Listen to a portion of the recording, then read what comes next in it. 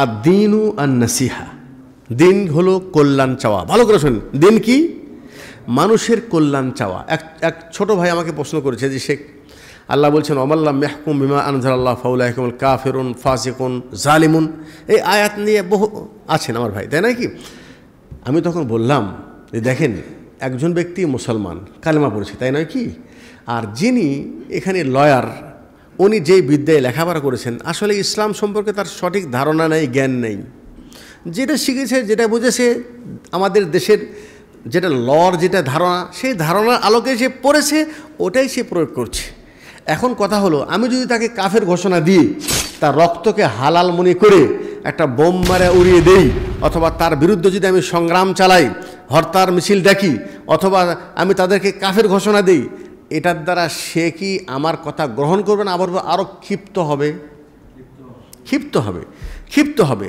আর যদি আমার আক্রমণে সে মারা যায়, আমি জানি তার ভিতরে কুফরি আকীদা আছে, বলেন তো সে মারা যাওয়ার পর তার ঠিকানা কোথায় হবে? জাহান্নাম। আর দিন ও আর নাসিহা, দিন হলেই তুমি সবসময় অন্যের কল্যাণ কামনা করবা। কি করবা? ওই বিচারক যদি আপনার বাপ হয়, ওই বিচারক যদি আপনার বড় ভাই হয়, তখন আপনি কতটা হিতাকাঙ্ক্ষী তার জন্য হবেন। অবশ্যই আপনি সেজদায় রত হয়ে তার জন্য দোয়া করবেন, আল্লাহ আমার ভাইকে হেদায়েত দাও, নাকি তাকে সঠিক বুঝ দাও। কি দোয়া করবেন না? আপনি তো চাচ্ছেন না বাপ জাহান্নামে চলে যাক। তাহলে আপনার আব্বার জন্য যেটা চাচ্ছেন, আপনার ভাইয়ের জন্য যেটা চাচ্ছেন, আপনার মুসলিম ভাই যে এখনও বেনামাজি, আপনার মুসলিম ভাই না জেনে মাজারে যাচ্ছে, শিরিক করতেছে, আপনার মুসলিম ভাই কালেমা পড়ে হজ করতে যায়, নামাজ পড়ে, তারপরেও সে বিচারক হয়েছে অথবা ওকালতি করতেছে, সে আল্লাহর হুকুম ছাড়া মানুষের হুকুম পরিচালনা করছে। আসলে প্রথমে তুমি আল্লাহর কাছে দোয়া করো, আল্লাহ তুমি মুসলিম ভাইদেরকে তাওহীদের জ্ঞান দাও। দোয়া করার কোনো সমস্যা আছে? আচ্ছা, আপনি কি বিশ্বাস করেন আল্লাহ চাইলে হেদায়েত দিতে পারে না?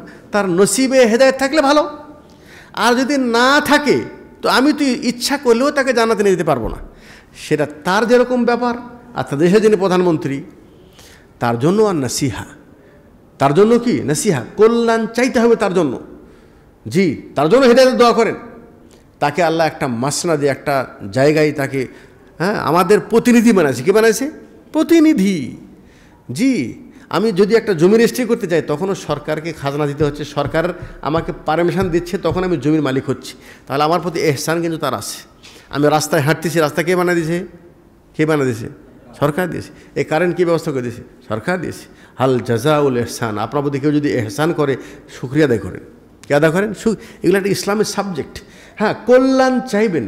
কীভাবে কল্যাণ চাইবেন? আচ্ছা, তার কল্যাণ চাওয়া মানে কি তাকে মেরে ফেলে দেবেন? কল্যাণ চাওয়া হলো?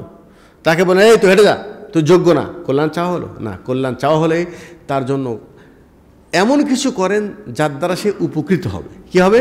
উপকৃত হবে। তার জন্য দোয়া করেন। তাকে যদি কোনোদিন কাছে পান, খুব বিনয়ের সাথে, কিভাবে, যেমন নাকি আল্লাহ পাক মুসাকে বলছে ফেরাউনের জন্য।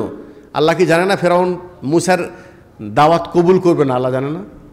বলেন জানে না? তারপর কি বলছেন? ফাকুলা লাহু কওলাল লাইয়িনান লাআল্লাহু ইয়াতাযাক্কারু আও ইয়াখশা। দুই ভাই যাও, যে ফেরাউনের সাথে তোমার তাওহীদের দাওয়াত দাও, কিন্তু অত্যন্ত নরম এবং ভদ্র ভাষায়, লাইন, নরম নম্র ভাষায়।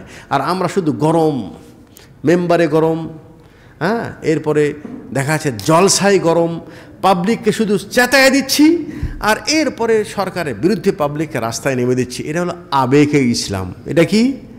আবেগে ইসলাম। ইসলাম একটা গুরুত্বপূর্ণ সাবজেক্ট, এটা আপনাকে বুঝতে হবে, বুঝায় তারপরে নিজের বিবেককে পরিচালনা করতে হবে। যাই হোক, আমি কি কথা বলছিলাম, সেটা হলে দিন হলো কল্যাণ চাওয়া। দিন কি? কল্যাণ চাওয়া। একজন ব্যক্তি মাজারে সেজদা করতেছে, মাজারে সেজদা করতেছে, আপনি তাকে এই তুই কাফের, তুই মুশরিক, তুই জাহান্নামী, তুই আমার কাছ থেকে সরে যা, ওই ব্যক্তি আপনার কথা গ্রহণ করবে? সে আপনার থেকে কোনো উপকার হলো? আর যদি তাকে বলেন, কিভাবে বলবেন যে ভাই তুমি যে কবরে যে চাচ্ছ, তিনি আল্লাহ সৃষ্টি, আমরাও আল্লাহ সৃষ্টি, প্রত্যেক সালাতের মধ্যে তুমি কি বলছো? ইয়াকা নাবুদু ওয়া ইয়াকা নাস্তাইন। আয় আল্লাহ, আমরা শুধু তোমারই ইবাদত করি আর তোমার কাছেই চাই। এটাই হলো তাওহীদ। আল্লাহ ছাড়া অন্য কারো কাছে চাওয়া শিরিক। আপনি দাওয়াতটা পৌঁছে দেন, যদি আল্লাহ তার হেদায়েত নসিবে থাকে, হেদায়েত পেতেও পারে। আর যদি হেদায়েত না থাকে, আমি বাড়ি, আমি আমার দায় মুক্ত হয়ে গেলাম। কথা বোঝেন নেই? তাকে যদি আমি সুন্দরভাবে একদিন না বারবার নসিহত করি, আপনারা প্রত্যেকে কিন্তু বেদাতের মধ্যে ছিলেন না?